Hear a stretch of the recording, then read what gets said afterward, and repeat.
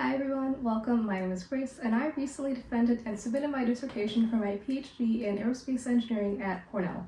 I studied trajectory design and mission planning for system space operations, so missions that have to do with the Earth, our moon, and the surrounding regions around it. This involved going deep into orbital mechanics and software development in order to model and simulate these missions. And I looked at formation flying space-based observatories, satellite constellations, and novel orbit architectures specifically. And along the way, I've learned so much about dynamics, controls, estimation, math, and software development. And I'm definitely a much better astrodynamicist and programmer for it. So I'm going to put my degree to good use and use it to analyze the physics of gymnastics. My gymnastics, to be precise, because I grew up doing gymnastics and I want to see how many skills I can get back and if I can learn anything new. When I was much younger, like middle school, high school, I grew up competing. One of the biggest obstacles to learning a new skill is fear. Like you're flipping around through the air, and then when you start learning how to twist, that just adds another level of complexity where you just don't know where you are. And it's really hard to orient yourself in the air. Or like the high bar feels really high sometimes, and splitting the beam hurts a lot. But what I found out during high school is that if I could reduce the skills down to their fundamentals, like on a simple physics kinematic level, and really understand what was actually happening, the skill got to be a lot less scary. Just trust the process and the mechanics of it all and you'll be fine. I'm many years older now, but now I have degrees in physics and engineering to throw at this. So let's go to practice.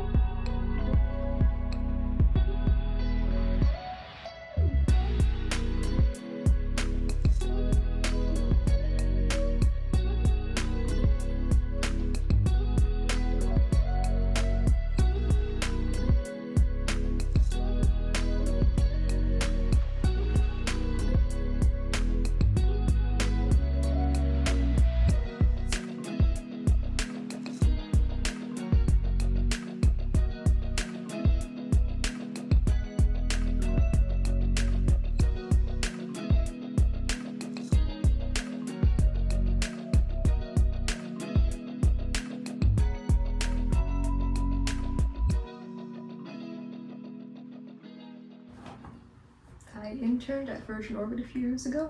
This seemed like a very festive outfit for a first video. Okay, analysis time. So I'm currently using this open source software called Tracker. That's what's on screen right here. And it's this free open source tool for video analysis and modeling. Basically, I tell it what points to track, and it gives me data that I can do further analysis with. Here's an example of a video with the data selection. I have the 4 points of interest that I want to track here: my wrist, elbow, knee, and ankle. The neon color bands that I'm wearing stand out against the background, making it easier for auto-tracking to work. I also think it's pretty to watch the trails of the previous timestamps as the video progresses. Another nice feature to Tracker is that the data points are highlighted in these plots over here in real time as the video plays, making it easier for me to point things out while the video plays during the skill and how it maps back to physics. So what I have here is a video of me doing a round off, back handspring, back tuck. One of the important parts to back handsprings and back tucks is the set. Setting is a powerful arm drive to generate momentum for the next skill. Coming out of the round off and into the back handspring, I want to go up and backwards. From the back handspring to the back tuck, I want to go up. Your chest position also plays a role in determining the direction of the set, but we'll put that aside for the discussion and focus on the arm drive. So this is supposed to be this fast, powerful motion to enable the next skill. The set shows up as a feature in the data as these spikes here and here. So this is the set for me going into the back handspring. And this is the set going into the back tuck. So this set is supposed to be this powerful, fast motion to enable the next skill. Velocity is the rate of change in position over time. I'm taking data every 0.033 seconds. That's my time step. Change in position means something has gone from point A to point B. High velocity means a large change in position over a time step, and a low velocity means a small change in position over a time step. But I am surprised at some of the raw data values. Specifically, the set for my back handspring is stronger than my set for my back tuck. I expected it to be the opposite because I would think you would need more power to do a back tuck than a back handspring. There is a good chance I'm just overcompensating because it's one of my earlier practices back after a really long break, and if that's the case, then maybe my suspicion is correct and it should be the reverse. Because one of the things that you learn about in gymnastics when you do the tumbling passes is that you're not supposed to slow down over the entire pass that you do. And if you're slowing down, it means you have weaker and weaker sets. So we can see in the video that as I come out of the round off right here, my arms are coming up quickly to set for the back handspring. And then as I come out of the back handspring, my arms are coming quickly again to set for the back tuck.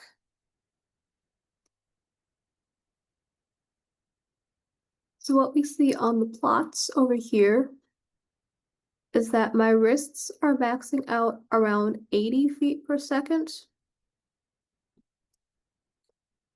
for the set on the back handspring, while the set for my back tuck is closer to 60 feet per second. And for reference, that's the difference between going about 55 miles per hour versus 40 miles per hour. Other things that I noticed: one, my back handsprings are really stiff and I desperately need to work on my back flexibility. And two, as more of a meta level comment, frame by frame analysis really picks everything apart, for better or worse. Anyways, thanks all for clicking and watching. I hope this was fun, entertaining, and educational. If you enjoyed this, please consider liking and subscribing for more post-PhD and physics of gymnastics fun. Until the next one, best regards.